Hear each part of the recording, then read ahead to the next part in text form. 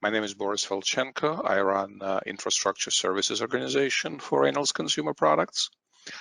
I'm happy to be here, and I'm happy to share our transformation journey into the cloud, which so far has been amazing. So you've heard from our partners about what can be done, and now I'm going to offer you the customer view of things. So who is Reynolds? As many of you know, Reynolds Consumer Products is a leader in market of cooking, cleanup, and storage products. Hope many of you use our products every day. We sell our goods under the brands of Reynolds and Hefty. I have a Hefty shirt on me. And as well as under a number of private labels. We are based in US and Canada, and we operate 18 plants. Our headquarters are in Lake Forest, Illinois. I'm ready for the next slide. So our journey started when we decided to separate from a family of privately held entities into standalone, independent, publicly traded company. This decision had two major consequences. We had to change the way we were doing business, and we had to change the way we manage our technology. Before the separation, Reynolds' entire technology infrastructure, including SAP, was hosted in an on-premise data center and was supported by its parent. Instead of simply cloning the past state or the present state, the new company made a decision to use public cloud as a vehicle of implementing its digital enterprise strategy. Natural part of that strategy and that decision was the choice to stand up new SAP environment in AWS platform. Next slide. Let's take a quick look at our objectives. As you can see by scanning the bullet points, the common topic here is that we aimed at a transformation rather than at a simple copy-paste. It was a bold and aggressive move to do something like that while separating and while going public. But, we and Reynolds like to think big, and this approach resonated very well with the culture of our company. So we aimed at building better, faster, and more reliable technology. We aimed to change our business processes to match our new business model and new business conditions. And of course, we wanted to inflict the minimum amount of pain on the business while doing so. Finally, our objective was to create an ecosystem that supports rapid innovation and will make us competitive in today's market. Next slide. So with the strategy and approach set, we now needed to make some choices. What platform to use, what partner to choose. Success of our endeavor heavily depended on these choices, so we made sure we made the right ones. So on the platform side, our selection process was considered overall platform capabilities, as well as how are the companies of our size and composure are using them. We assessed the culture, gauging how the providers engaged with us as potential customers. And finally, we looked at the breadth and width of the services offered, which where we looked beyond our immediate needs as we knew them, because we were selecting not just an SAP landing zone, we were choosing our new technology provider. Next slide. When looking at the partners, we first and foremost focused on SAP expertise and especially expertise in AWS and SAP. But since this was our first entry in AWS, remember in the past we were a fully on-prem shop, we wanted someone who can help us establish overall public cloud foundation that we can use for the rest of our app portfolio. We wanted to see a proven track record. We wanted to see a solid plan based on tools, based on automation. We wanted to see the people who are strong in their technical competence as they are in business partnership. We wanted to have a partner who is not afraid to commit and is able to execute on those commitments. So let's talk about the approach of our business transformation. Can I have next slide, please? So this slide in front of you represents our approach and schedule. I'm not going to walk you through every single date and milestone, but you can read for yourself. But as you can see, we're executing infrastructure and application level activities in parallel while we were performing the test of test migrations. This repetitive approach allowed us to tune and automate our activities. And in turn, this allowed us to lower our risks and reduce the duration of our migration window.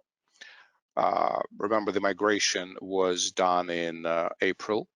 It's a hot period for Reynolds, for our ability to ship the orders to our customers. So minimizing the downtime was one of the key success factors of our plan, and we were able to hit the mark. Next slide, please. So a few highlights of the project. Among most notable things is the fact that we treated this as business transformation and not just an IT gig. This assured visibility and support from all levels of our organization, without which our tasks would have been much harder. We have paused all non-essential development activities, but obviously made arrangement to introduce critical changes into the environment through the dual development process. This allows our business to function. From technology perspective, we treated this as an entry into public cloud, and we took our time to properly design and implement AWS landing zone, which would ready to accept workloads above and beyond SAP. Our go live date, it's important to note, was driven by the business, and our outage windows was not movable. Next slide. Obviously, I want to share a few challenges that we faced during the execution of the project, including the one that we could really do without. So the changes to the business processes were significant, and we were entering the commercial relationship with the entity that used to be a part of us. And now it became a partner. So this had to be reflected in the new design of the processes and systems that support these processes. Obviously, the next obvious challenge was that we had multiple stakeholders. We had a total of 4 organizations coming together to collaborate on this, and our change management had to be transparent, it had to be efficient, and we had to keep everyone aligned on our priorities and goals. And finally, our SAP environment was technically challenging due to some historical reasons, due to its age, size, landscape complexity. So if that was not enough, so the short windows, the large database, unmovable targets, and changes in the business landscape, the final phases of this project happened to fall onto the time period where the teams had to do their work remotely. So I'm reminding it's end of April. I've done my fair share of SAP cutovers or data center moves, but never, ever I have done that without having the core team in the room and key IT contacts sitting in the plants. That's how we always done things. That's common sense. And this is at the beginning of SAP Go Live 101 class, I think. So to go or not to go, that indeed was the question somewhere early April. And it was a difficult question, and while the risks of being wrong were quite high. So we mobilized the team, we reviewed our processes and approaches, we virtualized our command center, we virtualized our hypercare rooms, came up with the backup for the backup for people connectivity, for their Wi-Fis, for their internets, for our communication plans, and we decided to match forward. Next slide. So results. In the end, what did we accomplish?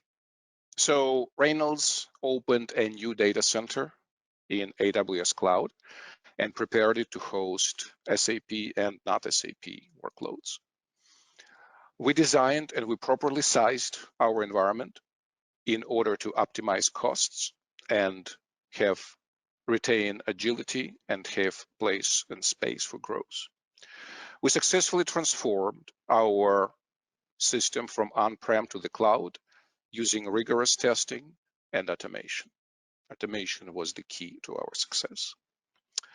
And in the end, we went live, transitioning 18 plants to the new system in a single go-live event, executing by 100% distributed team. With that, I will be handing it off to Milind, who will take us through the conclusion and Q&A. Thank you. Thank you, Boris. So we are going to transition into our live Q&A session now. As a reminder, you will be able to submit any written questions through the questions panel.